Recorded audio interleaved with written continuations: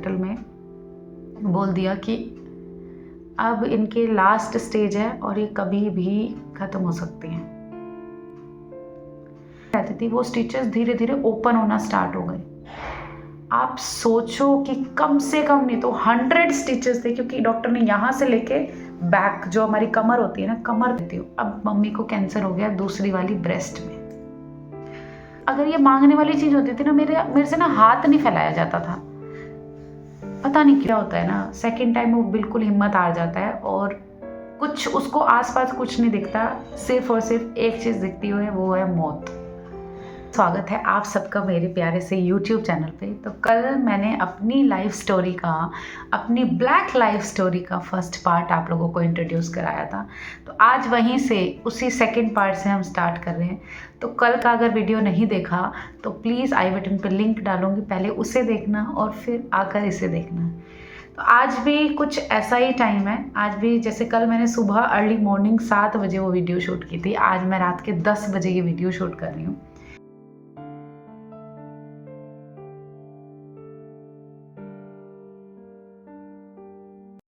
क्योंकि मुझे बहुत सारे बहुत प्यारे प्यारे और बहुत इमोशनल कर देने वाले कमेंट्स रिसीव हुए।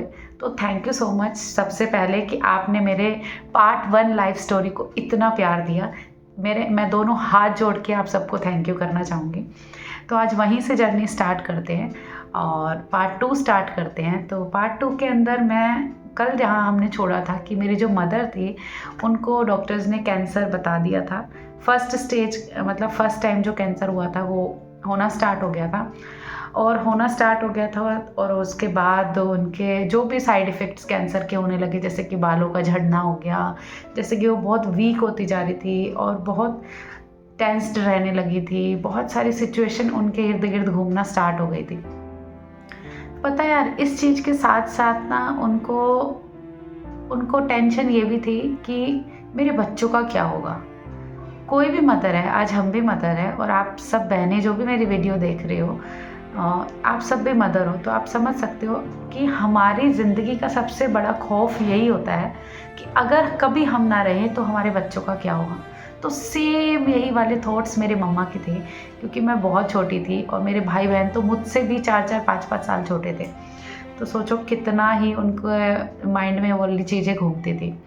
तो डॉक्टर्स को दिखाया, डॉक्टर्स ने ट्रीटमेंट करना स्टार्ट करे। लोग बाग जो लोग होते हैं, मतलब अच्छे जो स्ट्रॉन्ग लोग होते हैं ना, वो 5-5 6-6 कीमो भी बर्दाश्त नहीं कर पाते हैं। तो मेरी मम्मा ने 8 कीमो, फर्स्ट जो कैंसर हुआ था उनको ब्रेस्ट में, तो उसमें बर्दाश्त किया उन्होंने 8 कीमो। उसके बाद सर्जरी हुई, सर्जरी के बाद देखो सर्जरी के बाद वो बिल्कुल ठीक हो गई थी।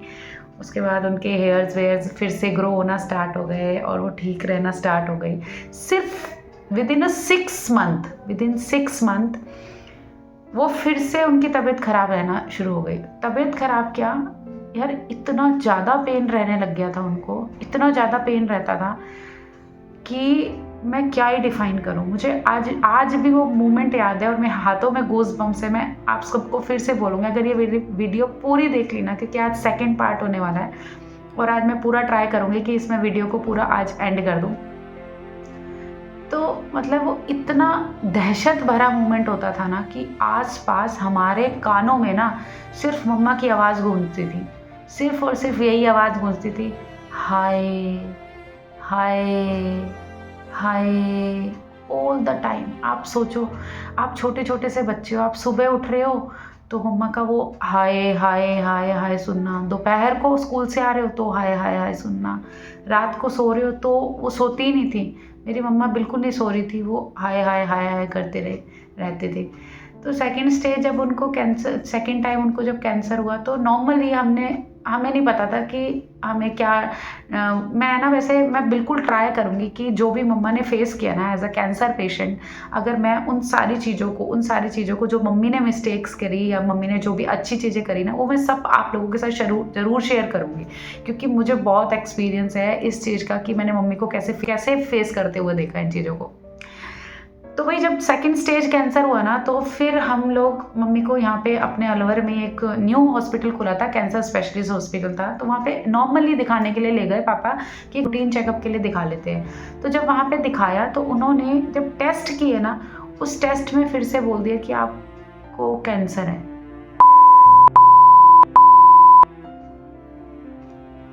भाई वो वाला जो मोमेंट था ना, वो वाला मोमेंट इतना ख़राब था, इतना ख़राब था कि अब जो भगवान, वो जो फर्स्ट कैंसर के बाद जो होप्स जुड़ी थी ना मम्मी के ठीक होने की, वो सारी ब्रेक हो चुकी थी आज, बिल्कुल ब्रेक हो चुकी थी।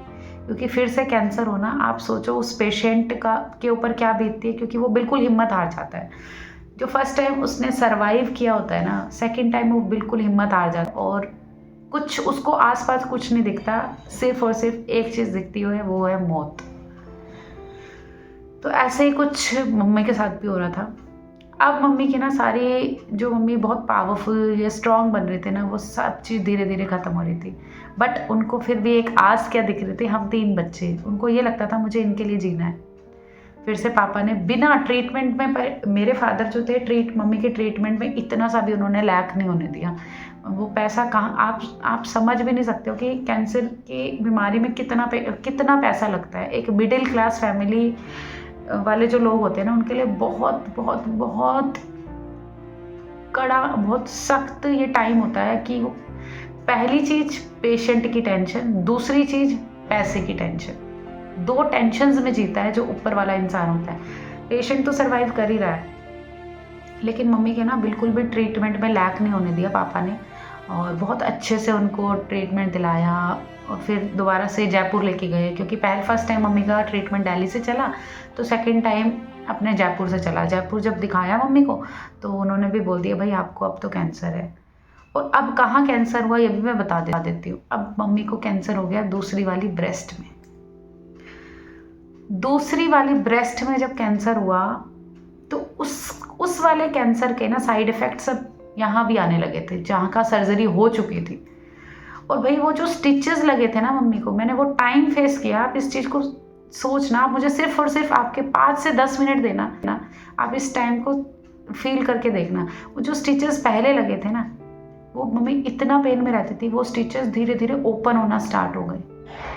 आप सोचो कि कम से कम नहीं तो 100 स्टिचेस थे, क्योंकि डॉक्टर ने यहाँ से लेके बैक, जो हमारी कमर होती है ना, कमर तक भी नोचा हुआ था मम्मी को कि कोई भी कैंसर का जर्म रह ना जाए। तो आप सोचो कम से कम यहाँ से लेके यहाँ तक, मम्मी बहुत हेल्दी भी थी, तो कम से कम 40-50 स्टिचेस थे। वो 40-50 स्टिचेस धीरे धीरे ओपन होना स्टार्ट हो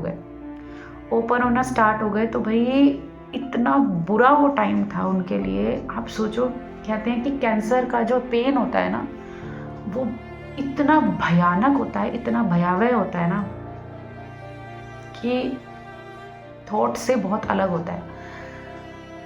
अब आप सोचो, हम छोटे छोटे बच्चे, हम लोग मम्मी को इस हालात में देख रहे थे, इस सिचुएशन में देख रहे थे। अब समझ नहीं आ रहा था कि हम क्या करें। मतलब मैं इतनी स्ट्रॉन्ग क्यों बनी हूँ ना, मैं सिर्फ अपनी मदर को देख के इतनी स्ट्रॉन्ग बनी हूँ। मम्मा को देख देख के मेरा मेंटल लेवल इतना स्ट्रॉन्ग हो गया भाई, इतना स्ट्रॉन्ग हो गया कि मैं हमेशा ये सोचती हूँ कि ठीक है, उस बंदे ने मुझे कुछ बोल दिया ना, मैं हंसती रहूँ, हंस के फेस करूँ, लेट इट बी, जाने दो यार, छोड़ दो, कोई बात नहीं, उसने जैसा बोला छोड़ दो। मैं मतलब इतना स्ट्रॉन्ग हो जाती हूँ, मतलब मैं थोड़ी देर उस चीज़ की परवाह करती हूँ, उसके बाद निकाल देती हूँ कि ठीक है छोड़ो यार। तो मैं इतनी स्ट्रॉन्ग होती गई थी, क्योंकि मैं ये चीज़ें देख रही थी। और पहली बात ये थी कि अगर अब मम्मी जाएंगी ना, तो सब रेस्पॉन्सिबिलिटीज़ मुझ पे आने वाली थी। तो इसलिए ज़्यादा चीज़ों को फेस करना मैंने सही समझा है ना। तो अब मम्मी का ट्रीटमेंट होने लगा, सब कुछ। मैं आपको बीच के इंसिडेंट्स तो क्या ही बताऊं कि अब वो पेन में थे। अब जब ये स्टिचेस खुलने लगे और दूसरे ब्रेस्ट में जब कैंसर हो गया ना मम्मी को, तो अनलिमिटेड था। अब ये तो हुआ ही हुआ, ये जो स्टिचेस ओपन हुए, और ये वाला जो हमारी बाजू थी ना भाई, इस बाजू के अंदर भी मम्मी को कैंसर हो गया। मतलब वो जर्म्स जो थे ना, धीरे धीरे पूरी बॉडी में ट्रैवल करने लगे। अब मम्मी के हाथ में कैंसर हो गया। इस हाथ का वेट, राइट हैंड का वेट मम्मी का लगभग नहीं तो ना भाई 35 से 40 किलो वजन हो चुका था। अगर मम्मी को कहीं हाथ उठा के कहीं रखना पड़ता था ना, मेरी छोटी वाली बहन का ना बहुत अटैचमेंट था। अगर मम्मी का हाथ शिफ्ट इधर से इधर करना होता था ना, वो इतनी छोटी थी भाई, 6 से 7 साल की थी वो, तो इतनी छोटी सी थी ना, मम्मी ने एक आवाज़ लगानी, शालू, तो इस शालू की आवाज़ सुन के ना उसको समझ आता था कि अब मम्मी का हाथ चेंज करने का टाइम है मतलब। तो मम्मी का हाथ उठाना और फिर बदलना, क्योंकि वो हाथ नहीं उठा पा रही थी। इसके साथ एक, क्योंकि मैं मेन चीज़ें ही आपको बता रही हूँ, ज़्यादा डिटेल में नहीं जा रही हूँ। कुछ लोग देखो बहुत इंटरेस्ट लेके सुनेंगे, नहीं तो कुछ यहीं से स्किप करके और वापस चले जाएंगे। मुझे स्किप नहीं कराना, मुझे मेरी पूरी जर्नी बतानी है भाई। आप सब लोगों को इंस्पायर करने के लिए मैं यहाँ आई हूँ, नहीं तो मुझे कुछ नहीं मिलने वाला। और यूट्यूब पे आके अपनी चीज़ें शेयर करने का, कुछ मुझे पागल समझेंगे, कुछ सोचेंगे कि हाँ भाई बहुत अच्छा, कुछ इस चीज़ को बहुत पॉजिटिव ले। ग्रेजुअली ना हाथ में भी कैंसर हो गया मम्मी को। अब जो डॉक्टर्स थे ना, पहले हमारी होप तो गई थी, अब डॉक्टर्स की होप भी गई। अब डॉक्टर ने पता है क्या बोला, डॉक्टर्स ने पापा को बुलाकर अंदर हॉस्पिटल में बोल दिया कि अब इनके लास्ट स्टेज है और ये कभी भी खत्म हो सकती हैं। अब पापा को ये चीज़ पता लग गई और यही चीज़ मम्मी को भी पता लग गई। मम्मी को डॉक्टर्स ने बता दिया कि Varsha, this is your last stage cancer, अब आप देख लो आप कब तक और कहाँ तक सर्वाइव करते हो। At the end of the journey of my mother, उन्होंने 22 कीमोस कराई, 22 कीमोथेरेपी उन्होंने लिया। और आप सोचो उस विमेन की हालात क्या हो गई होगी। 22 कीमो, लगभग 5-6 भी सर्वाइव नहीं कर पाते भाई, उन्होंने 22 कीमो सर्वाइव की। तो मैं उस मदर की बच्ची हूँ। तो आपके जब ये कमेंट्स होते हैं ना कि आप बहुत सारे काम करते हो, भाई वो काम तो बहुत साइड में है, बहुत साइड में। मैं जब अपनी माँ की जर्नी याद करती हूँ ना, तो मतलब मैं इतनी स्ट्रॉन्ग बनने की कोशिश करती हूँ, और शायद उन जैसा तो मैं कभी भी नहीं बन पाऊँगी, बट फिर भी मैं आई ऑलवेज ट्राई। देखो मैं फ़ोटोज़ आप लोगों के साथ में शेयर भी कर रही हूँ। मम्मी के हाथ का फ़ोटो देखो, मम्मी के फेस का फ़ोटो देखो, सब कुछ सामने दिख रहा होगा आपको। कुछ फ़ोटोज़ मेरे पास थे तो मैंने सोचा वाई नॉट कि आप लोगों के साथ शेयर किया जाए। तो इतना ही छोटा भाई था, भाई का बर्थडे बन रहा है और this is the last birthday, क्योंकि सितंबर में उसका बर्थडे था और नवंबर में my mother was dead, she passed away, she left us in this cruel world, cruel you know. हाँ भाई हमारे लिए बहुत क्रूल हो गया था। अब मम्मी ने उसके बाद भी देखो सर्वाइव किया। अब मम्मी का ना ये जो कपड़े थे ना, कहते हैं ना इंसान के बदन के जो कपड़े होते हैं ना वो भी दुश्मन हो जाते हैं। तो मेरी मम्मा ना लगभग 2 से 3 महीना सर्दियों के दिनों में, क्योंकि नवंबर में उनकी डेथ हुई थी, तो नवंबर से पहले जो भी मंथ थे जब डॉक्टर्स ने जवाब दिया, अब ये जब स्टिचेस थे ना, तो मम्मी की मैंने इतना ओपन डाला हुआ है ना भाई, ये भी नहीं डाल सकती थी मम्मी, क्योंकि हर चीज़ चुभती थी उनको। अब स्टिचेस पे अगर हमारा एक कांटा लग जाता है, उस पर कुछ अड़ता है तो हमें कितना पेन होता है ना।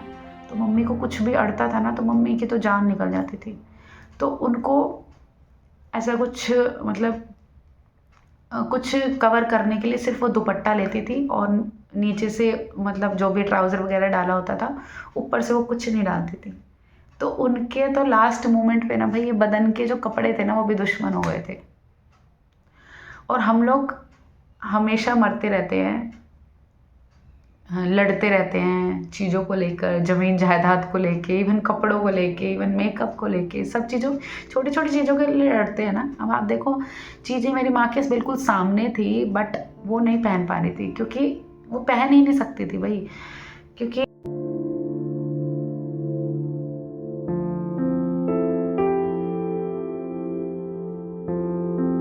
उनके कपड़े भी उनके दुश्मन बन चुके थे। अब वो दिन आता है, मुझे याद है बहुत अच्छे से, 24 नवंबर को मम्मी की एनिवर्सरी थी, वेडिंग एनिवर्सरी, यानी कि 24 नवंबर के दिन मेरी माँ की शादी हुई और 25 नवंबर के दिन उनकी जो डोली थी उस गांव में पहुंची जहां से मम्मी की डेड बॉडी उठनी थी। तो आज वही 25 नवंबर था जब मम्मी की डेड बॉडी को उठाने का समय आ गया। 25 नवंबर के दिन डेथ हो गई सुबह 11 बजे, और हम लोग ऐसे छोटे छोटे बच्चे ऐसे बैठ के देख रहे थे, और मम्मी भी हमें देखते देखते देखते शी पास्ड अस। अब जो था वो वाली चीज़ें, ये चीज़ देखने के बाद स्ट्रॉन्ग तो भाई हम हो ही गए थे, क्योंकि हो ही रहे थे अंदर अंदर, हर चीज़ को फेस करने की आदत डाल रहे थे। भाई बहुत छोटा था, मुझे आज भी वो इंसिडेंट याद है कि जब तक वो रिचुअल्स पूरे होते हैं अंत समय के जो रिचुअल्स पूरे होते तब तक भाई की आँख में एक आंसू नहीं आया। वो इतना छोटा था, जो मैंने आपको फ़ोटो में दिखाया इतना ही छोटा था, ठीक है। लेकिन जैसे ही मम्मी की अंतिम श्वासें चली गई ना भाई, वो जो रोया है उसको उस दिन के बाद से आज तक हमने वैसा फेस कभी नहीं देखा। अब वही वाली बात है कि हमें हमारी शादी होने के बाद हमें सब कुछ मिला, लेकिन उसकी तो बचपन से माँ भी चली गई और फिर हमारा स्टार्ट होता है नेक्स्ट जर्नी, है ना। अब यहाँ से स्टार्ट होती है मम्मी के जाने के बाद। मम्मी चली गई है, सब कुछ हो गया, अब समय आता है भाई हमें रखेगा कौन, क्योंकि मेरे फादर जो थे वो तो अलग दिशा में चले गए थे, यू नो दैट, कि मैंने आपको पहले भी पहली वीडियो में बता दिया था। और अब ये डिसीज़न आता है, ये बच्चे तो अकेले हो गए, अब इनको कौन रखेगा, क्योंकि देखो दूसरों के बच्चों को रखना बहुत बड़ी जिम्मेदारी का काम होता है ना, वो कौन रखेगा। तो हमें इतना फील हो रहा था, जिस माँ ने अंत समय तक हमें अपने जिगरे से लगा के रखा, उसके एक पल जाने के बाद इन बच्चों के ऊपर क्वेश्चन हो गया कि आज ये बच्चे कहाँ रहेंगे। तो चलो जी, डिसीजंस हुए, बुआ के घर पे रहे, कभी वहाँ से कुछ हुआ, कभी मैं नाम क्यों ही ले रही हूँ, आई डोंट नो, बट हाँ अब नहीं लूँगी, रहे। तो उसके बाद ठीक है, वहाँ से भी निकल गए, उन्होंने भी हाथ पैर जोड़ दिए कि हम नहीं रख सकते हैं जी, सारे काम भी हमने करने, सब कुछ उस मोमेंट पे सारा कुछ करना है ना। आपको कोई रखता है ना, मुझे एक बात याद है, किसी ने कहा था कि जिन बच्चों की माँ चली जाती है ना, माँ बाप चले जाते हैं, उन बच्चों के हाथ से कौवे तक भी रोटी छीनने की हिम्मत रखते हैं। मतलब रास्ते का चलता जो पंछी या जानवर होगा ना, वो भी आपके हाथ से रोटी छीन के ले जाएगा अगर आपके सिर पे माँ का साया नहीं है तो, और आप बहुत छोटे हो तो ये वाली सब चीज़ें हमने फेस की। और अंत में जब मम्मी चली गई ना, उसके बाद जो फेस किया वो तो मतलब मैं डिफाइन कम करूँगी। लेकिन आप सबके क्वेश्चंस थे कि मैम आप इतने सारे काम करते हो, आप इतने सारा कैसे बर्दाश्त करते हो। तो अब आज आपके इस क्वेश्चन का आंसर आपको ये पता लग गया कि मैं इतने सारे काम मैं कैसे कर लेती हूँ, मैं इतनी स्ट्रॉन्ग क्यों हूँ। We are so thankful to them कि ना कोई भी आपकी रिस्पॉन्सिबिलिटी क्यों लेगा भाई। मे बी अगर मेरे मदर एंड फादर होते तो शायद वो भी किसी की बच्चों की रिस्पॉन्सिबिलिटी नहीं लेते, बट फिर भी उन्होंने हमें रखा। बहुत बड़ा चैलेंज था उन लोगों के लिए भी, नई रिस्पॉन्सिबिलिटी। आजकल अपने बच्चों को नहीं पाला जाता, देखो दूसरे के बच्चों को, वो भी एक नहीं, दो नहीं, 3 बच्चों को रखना बहुत बड़ी चीज़ थी। फिर भी हमें रखा गया और सब कुछ हुआ। लेकिन ना यार, मेरे अंदर ना हमेशा से ये वाली चीज़ थी कि अगर हम जहाँ भी रहते थे ना, हमें कुछ अगर दूसरे से मांगना पड़ता था, लाइक मुझे याद है, मुझे कभी कभी आलू भी मांगने पड़ते थे, कभी कभी दूध भी मांगना पड़ता था, कभी कभी सब्जियाँ भी मांगनी पड़ती थी, इवन आटा भी मांगना पड़ता था। तो है ना, पता नहीं, मैं बचपन से ही ऐसी थी कि अगर ये मांगने वाली चीज़ होती थी ना, मेरे ना हाथ नहीं फैलाया जाता था, पता नहीं क्यों। शुरू से ये वाली चीज़ थी कि नहीं, मैं हाथ नहीं फैला सकती। और मैं पता है क्या करती थी, मैं अपने छोटे भाई बहन को फोर्स करती थी, अरे यार काके तू चला जा यार, शालू तू चली जा, तू मांग ले, मेरे से नहीं मांगा जाएगा। वो मुझे हमेशा लड़ते थे, जब भी कोई चीज़ मांगने की बात आती है ना, तू हमें बोलती है, तू खुद क्यों नहीं मांगती है। मेरे अंदर ना वो वाली चीज़ थी। और आज भी मेरे जो खर्चे हों, मेरे खुद से खर्चा करना बहुत अच्छा लगता है, मेरे से मांगा नहीं जाता कभी भी।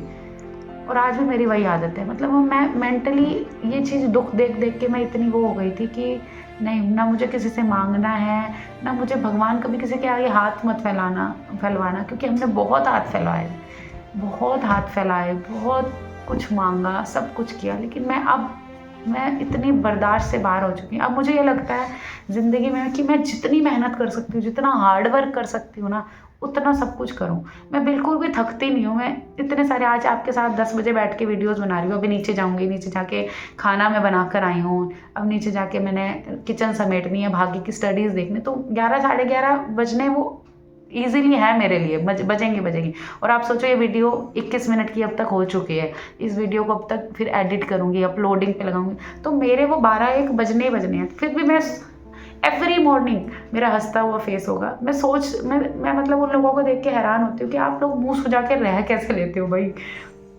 कैसे रह लेते हो? टाइम है उसको अच्छे से जियो ना। अगर कोई टेंशन है तो शेयर करो भाई, अपने अपने बच्चों के साथ, अपने पेरेंट्स के साथ, अपनी फैमिली के साथ शेयर करो ना। उस चीज़ को दिमाग में लेकर मुंह सुजा के रहने में कुछ नहीं रखा, कुछ नहीं रखा। हंसते हंसते रहो, अपनी लाइफ को स्पेंड करो।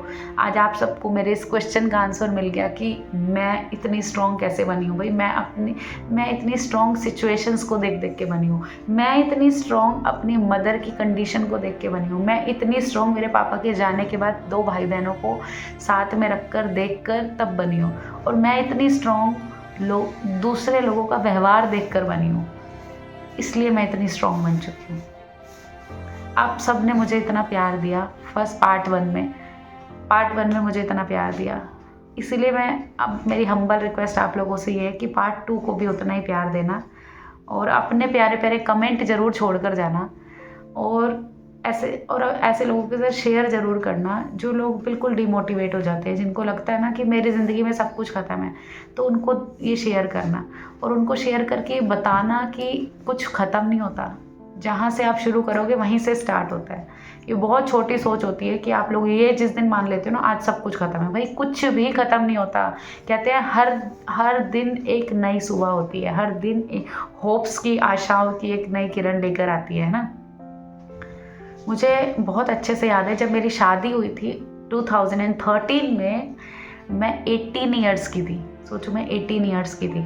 मैं सिर्फ 12th करके मेरी शादी हो चुकी थी। अब आप सोचो 12th करने के बाद मैंने पूरी अपनी स्टडीज़, पूरा अपने ब्यूटिशियन के 1-2 कोर्सेज और क्या बोलते हैं, मैंने सिलाई सीखने का इंटरेस्ट था तो मैंने चलो वो भी सीखा, सिलाई भी सीखा, बट हाँ ज़्यादा इंटरेस्ट नहीं लिया तो छोड़ दिया मैंने।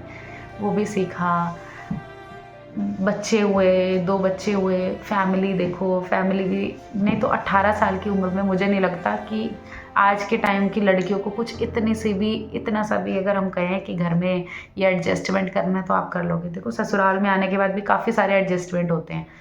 एक लड़की ना हमेशा पुराने माहौल से उठकर नए माहौल में आ रही है तो बहुत सारे एडजस्टमेंट करने पड़ते हैं।